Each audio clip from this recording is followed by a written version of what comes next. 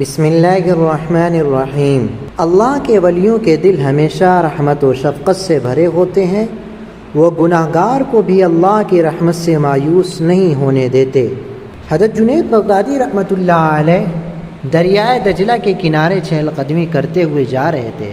قریب سے دریا میں ایک کشتی گزری، اس کشتی میں اوباش قسم کے نوجوان بیٹھے ہوئے تھے اور گاتے بجاتے ہوئے جا رہے تھے، اور جب گانا بجانا ہو رہا ہو اور ہنسی مذاق کی محفل ہو، اس موقع پر اگر کوئی بیچارہ مولوی پاس سے گزرے، اس کا مذاق اڑانا بھی تفریح کا ایک حصہ ہوتا ہے۔ چنانچہ ان اوباش لوگوں نے حضرت جنید بغدادی رحمۃ اللہ علیہ کا مذاق اڑایا اور آپ پر کچھ جملے کسے۔ حضرت کے ساتھ ایک صاحب اور تھے، انہوں نے صورتحال دیکھ کر فرمایا کہ حضرت آپ ان کے حق میں بد دعا فرما دیں، کیونکہ یہ لوگ اتنے گستاخ ہیں کہ ایک طرف تو خود فسق و فجور اور گناہوں میں مبتلا ہیں اور دوسری طرف اللہ والوں کا مذاق اڑا رہے ہیں۔